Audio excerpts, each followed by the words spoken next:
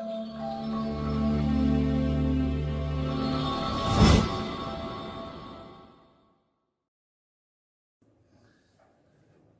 لله رب العالمين والصلاة والسلام على رسوله الكريم وعلى آله وأصحابه وأتباعه أجمعين. السلام عليكم ورحمة الله وبركاته. برادران، پدران و مادران و خواهران عزیز، الله مهربان همه شما را در پناه رحمت و عصمتش نگهبان باشد و خدای مهربان تمنیات و مقصودها و مرامهای شما را با فضل و کرمش حاصل بگرداند. و از الله مهربان خواهان او هستم که خداوند گذشتگان شما را رحمت و مغفرت کند، بیماری ها تان خدای مهربان شفای کامل دهد و به دردهای شما را الله مهربان همچنان صحت و سلامت نگه بدارد. و الله مهربان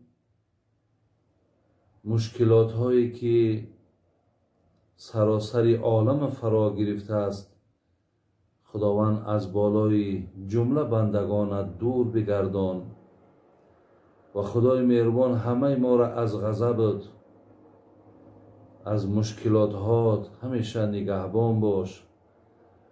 خدایا تو توانایی، تو قادری، برای همه ما بندگانت توفیق عطا کن، محبت و اخلاص هامون به سوی دینت زیاد بگردان. البته بسیار رفتارهای زیش داریم، گفتارهای زیش داریم، خصلت‌های بی‌نهایت پست و بد داریم. خدایا با فضل کرمت از این خصلت‌های رذیله، از این رفتارهای رذیله خدایا ما را نجات ببخش. میخواهم که آغاز این صحبت از این ایجادیات شاعر آغاز کنیم و بعدا انشاءالله صحبت دوام میدهیم. گوش کن ای دوست من با طرب، شرح از احوال زنان عرب. در عرب پیش از ظهور مصطفی بر زنان میشد بس ظلم و جفا. بود پیش از حضرت خاتم المآب در عرب جان زنان اندر عذاب. جان زن در معرض آفات بود، بلکه زن در حکم حیوانات بود. دختر میشد از بهر کسی، زین مصیبت میزد اندر سر بسی. تا 40 روز آن عرب در اندرون، از خجالت سر نمی آورد برون. این همون قصه هایی که جمعه پیشین از تاریخ دوره جاهلیت عرب، از دوره هایی که پیش از اسلام حال زنان چگونه بود به شما خواندیم. این در مصرع های شعری البته در آوردگی هست. تا که از لطف الهی شد عیان، طلعت پیغمبری آخر زمان. مکه را از روی خود پر نور کرد، از عربها این صفتها دور کرد. گفت حکم الله این است ای کرام، باید زنان را نماید احترام. این زنان خوشبوی چون ریحانه اند، این زنان شمع و چراغ خانه اند. زن اگر موجود در عالم نبود، در زمان 1 نفر آدم نبود. دختران را دوست دارید از وفا، سلمه وارد نیارید از جفا. هر که از خود دخترش را شاد کرد، خانه خود در بهشت آباد کرد. هر زن دارد تقاضای حقوق، دختران را هستند دارای حقوق. من ز دنیا دوست دارم 3 چیز، عطر و نماز و زنانی با تمیز. هست جانم زیر پای مادران، جان فرزندان فدای مادران. هر کی نیکویی نماید با عیال، یابد اندر نزد حق رزقی حلال. ای زنان و دختران شادی کنید، همچو سروی سوسن آزادی کنید. هست پیغمبر طرفداری شما، فاطمه نیز در بهشت یاری شما. دختران را مصطفی آزاد کرد، جمله زنهای عرب را شاد کرد. مرد و زن گویند تا یوم القیام، بر محمد مصطفی بادا سلام.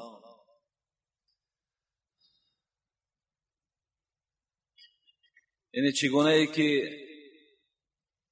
از مضمون این شعرها بیان می شود این که زنها تا دوره پیغمبر خدا البته در جفا بودند، در ظلم بودند، در عذاب بودند. از روزی که پیغمبر خدا مبعوث به پیغمبری شد، این زنها از این جفا و از این آزارها البته خلاص یافتند و حکم خدا نزد پیغمبر آمد که باید که زنها در حیات چگونه باشند. و الحمدلله که امروز چگونه ای که ما و شما آگاه شدیم چه حالت خوب زنان مسلمان را فرا گرفت. یعنی چه حقوقهای زیاد این زنها در دوره اسلام پیدا کردند. باید که تمام زنها شکرانه اسلام را کنند، شکرانه پیغمبر خدا را کنند، شکرانه قرآن را کنند که این گونه حقوقها را خداوند بر آنها روان کرد. پیغمبر خدا میگوید حبب الی من دنیاکم النساء والطیب و قرة عین فی الصلاة. پیغمبر خدا میفرماید ای امت اسلام، من از دنیای شما 3 چیز را دوست می‌دارم. این حدیث صحیح پیغمبر است. رسول اکرم گفتن از همین حیات شما من 3 چیز را دوست می‌دارم. ببین این هم یکی از بلند بودن حقوق زنهاست که پیغمبر میگوید که اولین چیزی که من از دنیا دوست می‌دارم و احترامش میکنم النساء، این زنهاست. زنها را دوست می‌دارم، زنها را احترام میکنم، زنها را نوازش میکنم. در زمانه‌های پیش از پیغمبر زن دوست نمی‌داشت، مرد زن را دوست نمی‌داشت، زیرا وی به حیث شخصیت شناخته نمی‌شد. وی در حکم حیوان بود. و دوم چیزی که از دنیا من دوست می‌دارم گفت پیغمبر و طیب، این خوشبویی است. دوست می‌دارم که بدن امت من بوی خوش کند، بوی عطر کند. اینم پیغمبر گفتن دوست می‌دارم. و سوم چیزی که من دوست می‌دارم پیغمبر گفتن این نماز است. دوست می‌دارم که دائم با نماز باشم. هر مهماتی که پیش من آید جای نماز را پرتایم و از خدای خود آن مهمات را حل نمایم.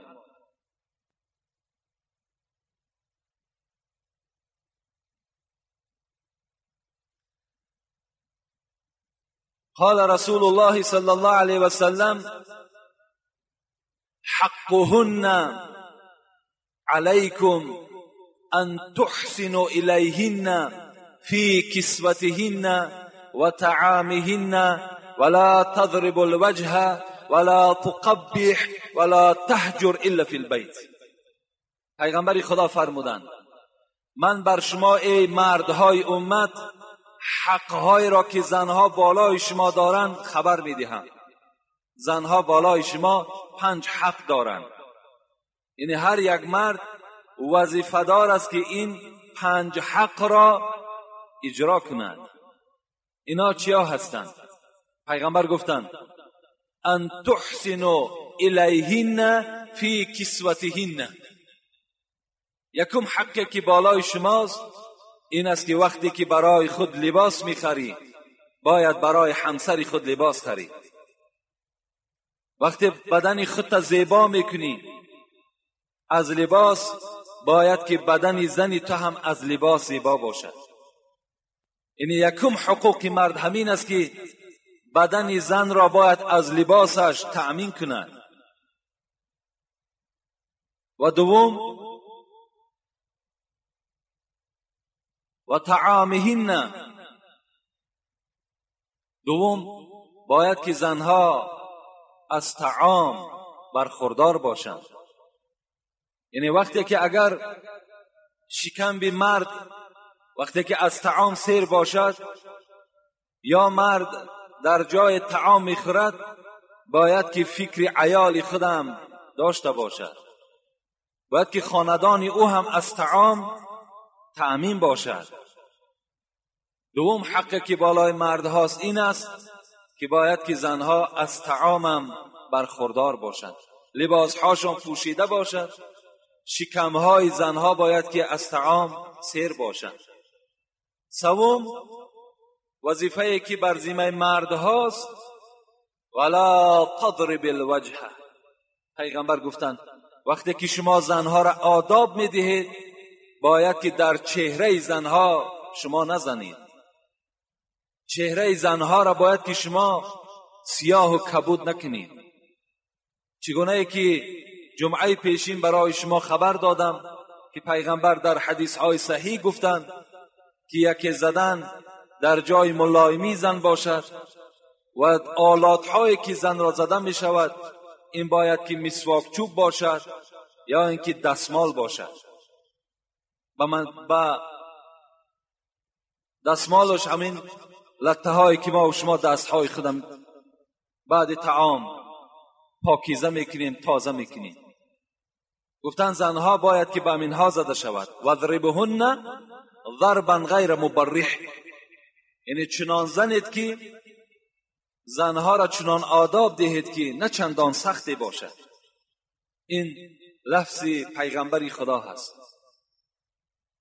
انا سوم گفتم پیغمبر شما مردها حقوق ندارین که در چهره زنها زنید. و چهارم ولا تقبیح. شما حق ندارید که زنها را دشنامهای قبیح دید. این زنها را چگونه ای که امروز مردها خیلی دشنامهای قبیح میدهند که نه پدری او میماند نه مادری او میماند نه اولاد او میماند. البته حالت غضب است. گاه می شود که این مردها غضبناک می شوند از حساب رفتارهای نادرست زنها، لیکن به هر حال این وظیفه مرد است و امر پیغمبر است که باید که مرد خودداری کند. مرد باید خودش را اداره کند. یعنی دشنام دادن مادر او، پدر او یا اولاد او بر مرد هیچ نتیجه نمی آورد، هیچ فایده هم ندارد، بلکه در این دشنام دهنده گناهگار می شود. این چهارم حقوقی که زنها بالای مردها دارند این است. پنجم پیغمبر گفتند ولا تهجر الا فی البیت. یعنی وقتی که اگر زنهای شما با شما ملال شدند، زنهای شما با شما قهری شدند، حالان که این زنها حق ندارند که با مردها ملال ایستند یا با مردها قهری ایستند، زیرا که هر ثانیه و هر ساعتی که زنها با مردها قهری میشوند در لعنت خدا گرفتار میشوند، در لعنت ملائکه گرفتار میشوند و اونها با همه درد با همه بلا این زنها بعداً مبتلا میشوند. یعنی هر وقتایی که زنها اگر مبادا با یک جنجال از مردها ملال شدند یا قهری ایستادند، در حال خوش به حال همان زنی که بخشش طلب میکند و حیات خود باز مثل اولش شیرین میگرداند. رسول اکرم گفت وقتی که اگر مبادا در بین شما اگر قهرگی پیدا شد، یا اینکه شما خواهید که زنها را یک آداب دهید، یک تعلیم دهید، شما جایگاه خواب را از پهلوی زن جدا کنید. الا فی البیت، لیکن در همون خانه که زن خواب است، در همون خانه جایگاه خواب جدا کن.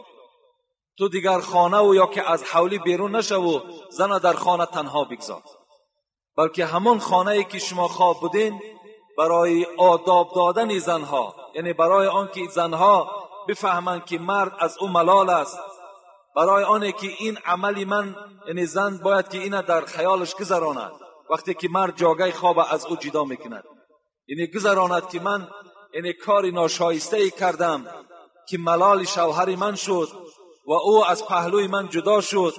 باید که در همون خانه‌ای که زن خواب است، در همون خانه پیغمبر گفتن باید که مرد جاگه خوابش را جدا کند. این است حق‌هایی که 5 حقی که زنها بالای مردها دارند. البته چگونه ای که مردها بالای زنها حقوقها دارند و خیلی مرتبات بلند دارند، نگاه میکنیم که زنها هم بالای مردها باز حقوقها داشتند. و حتی اگر ما و شما نظر کنیم دیگر فضیلت های زنها این بود که چگونه ای که مردها در جهاد با پیغمبر خدا اشتراک داشتند، زنها هم در جهاد اشتراک داشتند. یعنی چگونه مردها در دست شمشیر می گرفتند برای دفاع اسلام، برای دفاع قرآن، برای پیغمبر خدا را محافظت کردن، زنها هم در دست شمشیر داشتند و در پهلوی پیغمبر خدا با این یهودی ها می جنگیدند.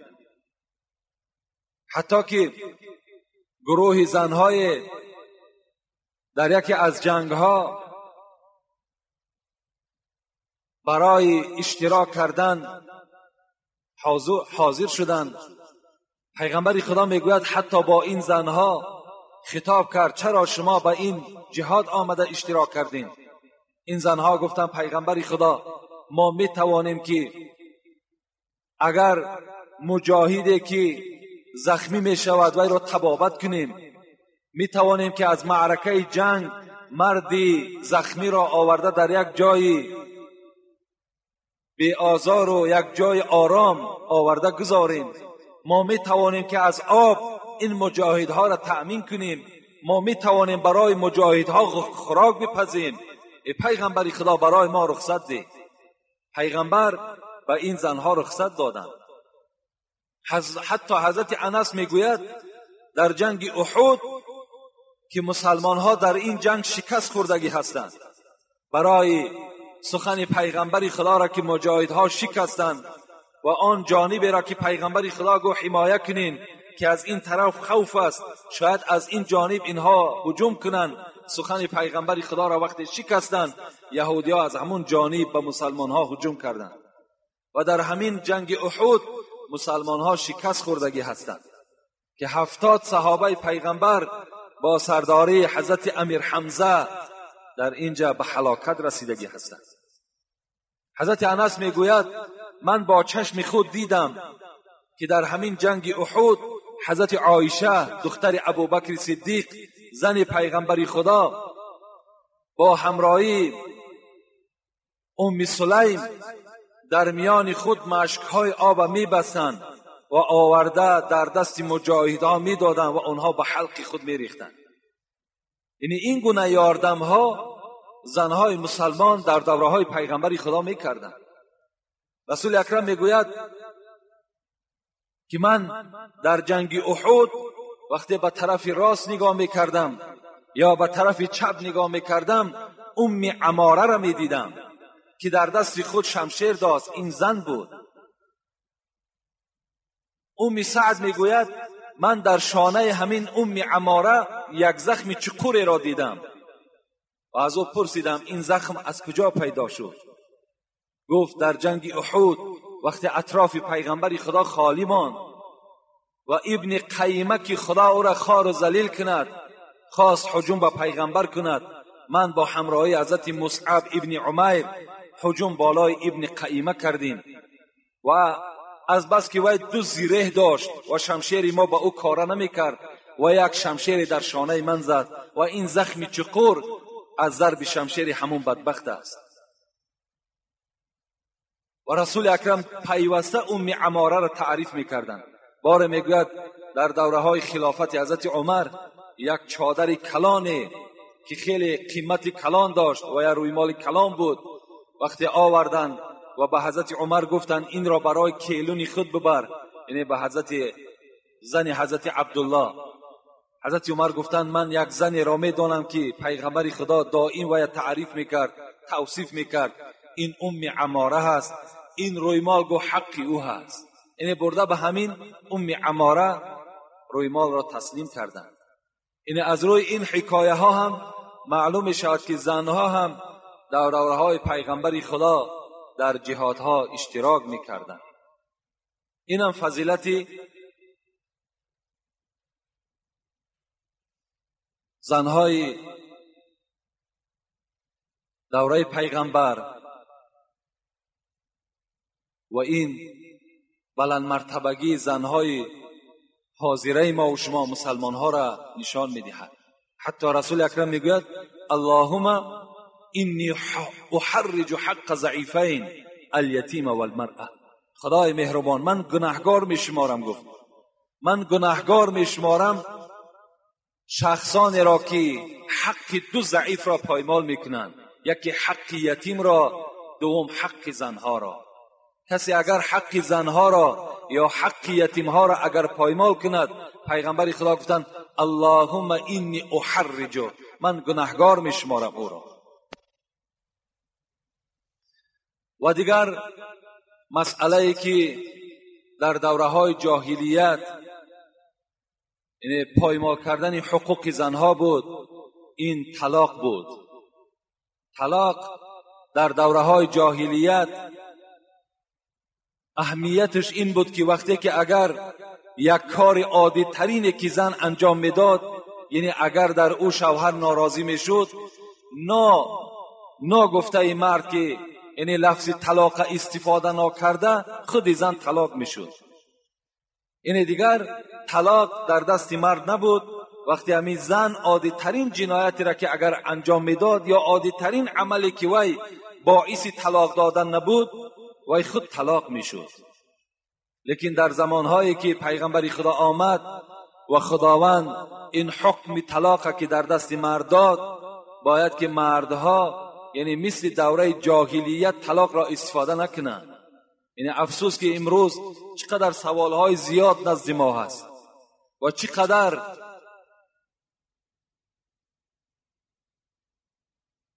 مراجعتهای زیاد از طرف جوانها هست که همه اونها زنهای خود طلاق دادند و امروز میخواهند که باز فتوای یابند، باز میخواهند راه یابند که با این زنها زندگی کنند. البته طلاق حلال است. چگونه پیغمبر میگوید ابغض الحلال الی الله الطلاق. طلاق حلال است، لیکن بدترین حلال ها در نزد خدا به شمار می رود. از همه شما جوانای عزیز و از همه پدرهایی که در خانه صاحب کلین هستند مراجعت میکنم و خبر میدهم که باید که به طلاق دادن هیچگاه راه ندهند. تا حد امکان، تا تمام مصلحت و تمام شرایط ها را استفاده بردن، بعداً باز همون به دستور یگان داملا و یگان عالم مرحمت بعداً طلاق کند. و الا خیلی آدم باید که در مسئله طلاق باید با صبر باشد، شتاب نداشته باشد. زیرا بینید در حدیث های صحیح پیغمبر میگذرد که شیطان در بالای یک بحر کرسی خود میگذاشته است. همین شیطانی که امروز امت اسلام از راه حق بیرون کردگی هست، میگوید بالای بحر کرسی خود میگذاشته است و فرزندهای او در تمام دنیا پریشان هستند و هر کدام او می آمد از خبر می داده است ای سردار امروز من یک مرد مسلمان را وسواس کردم و او به زنا مبتلا شد. این سردار چی میگفت است؟ میگفت است نه آنقدر کاری بزرگی را انجام دادی. باز دیگری می آمد است: ای سردار، امروز من یک نفری مسلمان را نگذاشتم که در نماز 5 وقته در نماز جماعت اشتراک کنه. سردار می گفته است نه آنقدر کاری بزرگی را انجام دادی. دیگری می آمد است می گفته است: ای سردار، من یک مرد را چنان وسواس کردم که بار هم نماز نمی خواند. سردار می گفته است نه آنقدر کاری بزرگی را انجام دادی. این کار سهل است، این کار آسان است. دیگرش می آمد است می گفته است: ای سردار، امروز من یک بنده مسلمان را چنان وسواس کردم که حتی دستی به قتل زد، یک برادر مسلمان شب به قتل رسانید. این شیطان می گفته است نه آنقدر بزرگی را انجام دادی. یعنی از کار این، از این مراجعت، از این خبرها این سردار میگوید هیچگاه شاد نمی شده است، خرسندم نمی شده است. وقتی میگوید یک نفر دیگر می آمده است از فرزندهای شیطان، می گفته است: ای سردار، امروز من یک جوان را چنان وسواس کردم، در خانه آنها چنان جنگ را مبتلا کردم که وی مرد عاقبت زن خود طلاق داد. میگوید این سردار از بالای کرسی میخیسته است و نزد این فرزند خود می آمده است و این فرزندی که این گونه عمل را انجام داده است وی را در آغوش می گرفته است، می گفته است: خوش به حال تو که چنان یک کار بزرگی را انجام دادی. در این عملی تو عرش پروردگار جنبید. از یک طلاقی که تو در خانه این مسلمان برپا کردی، عرش پروردگار را تو در جنبش در آوردی. از طلاق عرش پروردگار می جنبد. خدای مهربان از این طلاق بی نهایت ناخشنود می شده است. البته سبب همه طلاق ها ما و شما می دانیم که جنجال هاست. بعضی نافهمی هایی که در خانه پیدا می شود عاقبتش طلاق است. لیکن شما فراموش نکنین شما پیرو پیغمبر خدا هستین. در خاندان پیغمبر خدا هم جنجال بود. قصه ها از حیات پیغمبر خدا میگذرد که بار پیغمبر خدا با همراهی عایشه چی جنجال کردند. چنان جنجال شدند که حتی که پیغمبر خدا مجبور شدند که خسوری خود یعنی حضرت ابوبکر را برای مصلحت دادن دختر در خانه خود حاضر کند و نفر روان کرد که ابوبکر را به نزد من دعوت کنید. وقتی ابوبکر آمد، عایشه صدیقه در یک گوشه خانه نشسته، پیغمبر خدا در یک گوشه خانه نشسته. وقتی ابوبکر در آمد و نزد اینها که نشست، پیغمبر گفت: ای عایشه، گفت آیا سخن را تو آغاز میکنی یا من آغاز کنم؟ آیا شکایتی که داریم آیا تو آغاز میکنی یا من آغاز کنم؟ میگد عایشه چنان غضبناک بود، گفت: بل تکلم انت ولا تقل الا حقا. ای محمد، گفت تو آغاز کن، لیکن وقتی که صحبت میکنی، وقتی که سخن میگویی، گپی راست بگو. بین پیغمبر خدا آیا گپی ناحق میگفتند؟ سخن پیغمبر خدا همش چی در حالت حزل، چی در حالت غضب، در همه حالت پیغمبر خدا سخن حق میگفتند. لیکن چنان خشم عایشه را فرا گرفته بود که گفت: ای محمد، گفت وقتی سخن میگویی سخن راست بگو. از این سخن ابوبکر صدیق چنان میگه غضبناک شدند، خسته عایشه صدیقه را زیر لط کوب قرار دادند. محمد غزالی در کتابش میگوید که حتی از بینی عایشه خون سر کرد و دویده میگه از پشت پیغمبر خدا میگوید آغوش کرد. پیغمبر خدا گفتند لم ندعوک لهذا یا ابو بکر ولا اردنا منک هذا. ای ابو بکر، من تو را برای این فریاد نکردم که بینی عایشه را خون آلود کنی. من از تو این را درخواست من این نبود، بلکه درخواست من این بود که تو به او یک مصلحتی نیک دهی. در عائله پیغمبر خدا این گونه جنجال ها پیدا می شد. حتی چنان گاه ها میگد عایشه چنان غضبناک می شد که از غضب بسیار چی می گفت؟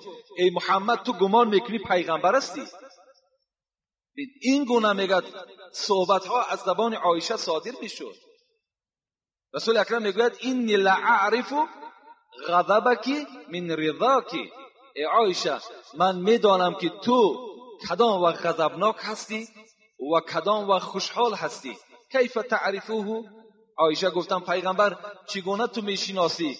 کدام وقت تو میدانی که من غضبناک هستم و کدام وقت از تو راضی هستم؟ پیغمبر گفتن که اذا رضیتی قلتی لا و اله محمد صلی الله علیه وسلم و اذا غضبتی قلتی لا و اله ابراهیم علیه السلام. وقتی اگر گفت من غضب تو را از رضاگی تو با چنین تجربه فهمیدم، وقتی تو از من راضی باشی میگویی قسم به خدای محمد، لیکن وقتی از من ناراضی باشی یا غضبناک باشی میگویی که قسم به خدای حضرت ابراهیم علیه السلام، نام مرا نمیگیری. از این حکایه ها چی معلوم می شود؟ معلوم می شود که در حیات پیغمبر خدا هم، در بین زنهای پیغمبر خدا هم گاه وقت نافهمی ها پیدا می شد، یعنی از جانب زنها پیدا می شد. پیغمبر خدا هیچ عیب نداشتند. من برای شما جمعه پیشین خبر دادم که پیغمبر گفته بودند فَإِنْ ذَهَبْتَ تُقِيمُهُ كَسَرْتَهُ وَإِنْ تَرَكْتَهُ لَمْ يَزَلْ أَعْوَجَ فَاسْتَوْصُوا بِالنِّسَاءِ. پیغمبر گفتند اینها از قبرغه چپ هستند، اینها از چنان اعضای هستند که اگر شما خواهید که راست شوند میشکنند و راست نمیشوند، و اگر به حال خودشان گذارید همچنان کج میمانند. فاستوصوا بالنساء، با زنها معامله خوب کنید. یعنی پیغمبر از اصل اینها ما و شما را خبر داده ایستاده است. باز چگونه بالای اینها ما و شما، یعنی غضب ما و شما با اینها هیچ تأثیر ندارد. باید که ما و شما مدارا کنیم، زندگی کنیم. سلام علیکم و رحمت الله و برکاته. بار دیگر تاکیدتان میکنم خواهران و دادرای عزیز، شما اگر هر سوالی که دارین، اولا بخشش که من به همه سوالهای شما جواب گفتن دهم. البته مثال تاب طاقت در کار و وقت در کار، ولی با همین شبکه همین نور تیوی در شما به شرطی که اگر سوالهاتون نویسین، همین بچه ها نزد من میآیند، با من انشاءالله مصلحت میکنن، من در سوالهاتون جواب میگردانم. الله همتون در حفظ امانش نگه دارد. سلام علیکم و رحمت الله و برکاته.